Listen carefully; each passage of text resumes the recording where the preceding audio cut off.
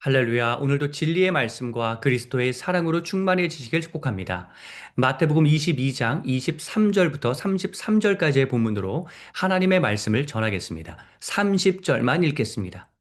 부활 때에는 장가도 아니가고 시집도 아니가고 하늘에 있는 천사들과 같으니라. 아멘. 오늘 본문은 부활 논쟁입니다.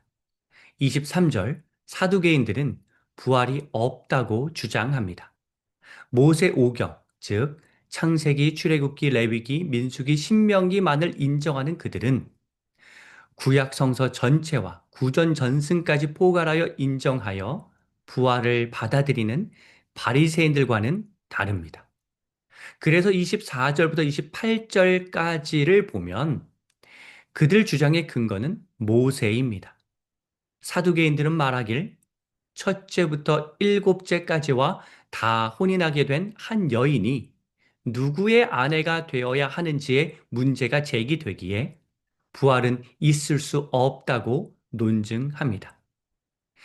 이에 예수님은 호통 대신에 설명을 해주십니다. 30절에 보면 천국을 결혼 관계로 이해하지 말고 주님, 그리고 주님의 사람들과 함께하는 곳으로 이해해야 한다고 설명해 주십니다.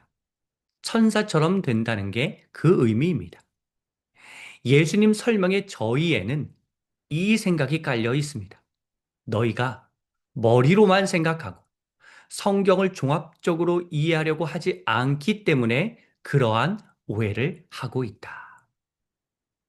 예수님은 모세 오경 중심의 신학을 하는 사두개인들의 눈높이에 맞춰서 32절 모세 오경으로 반박하십니다.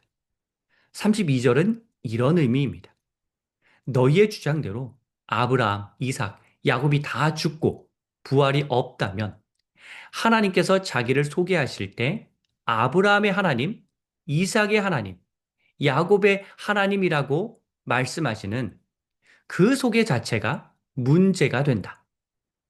하나님의 자기소개는 현재도 여전히 아브라함과 이삭과 야곱의 하나님이라는 의미인데, 만일 아브라함, 이삭, 야곱이 다 죽고 부활하지 않는다면 이 말은 성립하지 않기에 하나님이 틀렸다는 말이 된다. 어떻게 생각하느냐? 그러한 의미입니다. 예수님 말씀의 저의는 이것입니다. 모세 오경만 제대로 이해해도 부활을 인정하게 된다. 자, 지금까지가 오늘 본문의 전체적인 흐름이고, 이제 우리가 얻을 수 있는 실천적 교훈을 중심으로 본문을 다시 들여다 보려고 합니다. 세 가지의 교훈을 나누겠습니다. 첫째, 편가르기를 하지 말아야 합니다. 23절, 사두개인들이 그날 예수님께 와서 물었다고 나옵니다. 그날은 같은 날입니다. 바로 앞의 내용에서 예수님이 바리새인들과 논쟁을 벌이면서 바리새인들을 제압하시는 그날, 그 같은 날입니다. 이 소식을 듣고 사두개인들은 예수님이 자기들의 적수 바리새인들을 공경에 빠뜨리셨기에 우리 편이 아닐까라고 생각하여 득달같이 예수님께로 찾아온 것입니다. 그런데 예수님은 사두개인의 편도 아니고 바리새인의 편도 아닙니다. 예수님은 하나님의 말씀을 중심으로 가르치시는 분입니다. 우리도 살면서 누구의 편에 붙을지를 고민하기보다 무엇이 옳은지를 생각해야 합니다. 예수님처럼. 둘째, 성경과 하나님의 능력을 더 이해해야 합니다.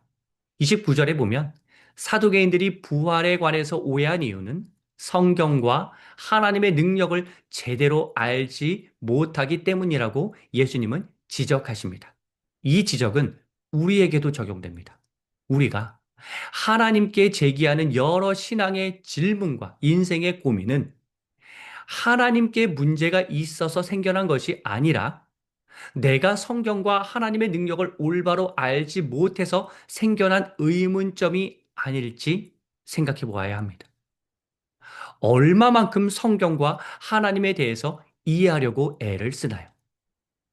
그러한 노력이 동반되지 않은 상태로 하나님께 질문만 계속 던지면 해결도 안 되고 설명해 줘도 받아들이지 못합니다.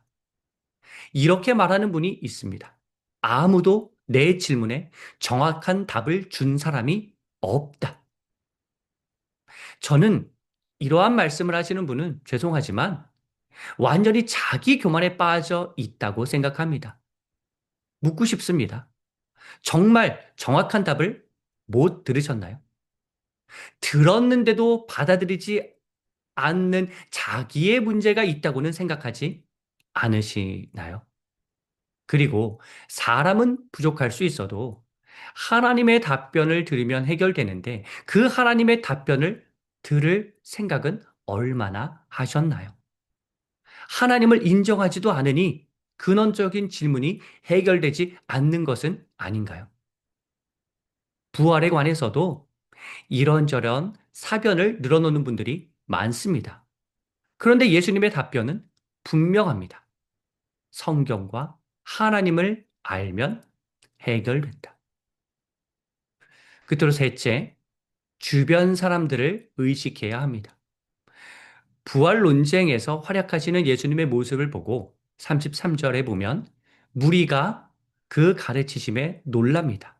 이 무리에 사두개인이 포함되는지는 명확하지 않으나 아무튼 이 논쟁의 현장에서 구경하는 사람들이 예수님의 말씀을 듣고 탄복합니다. 우리가 어떠한 행동과 말을 할 때 그것이 그 당사자에게도 영향을 주지만 그 말과 행동을 주변에서 지켜보는 사람들에게도 큰 영향을 준다는 사실을 기억해야 합니다. 그렇기 때문에 더 신중하게 말하고 행동해야 합니다. 내가 A와 대면하고 있는데 A는 별다른 반응을 보이지 않으나 이를 지켜보고 있던 B, C, D들이 내게 좋은 영향과 인상을 얻을 수 있습니다. 이를 기억하고 내가 직접 대면하는 A의 반응이 시큰둥하더라도 주변 사람들이 좋은 영향을 얻을 수 있으니 행동에 더 주의해야 합니다. 말에 더 신중을 기해야 합니다. 사랑하는 성도 여러분, 오늘도 말씀이 삶의 기준이 되길 하나님께서는 원하십니다.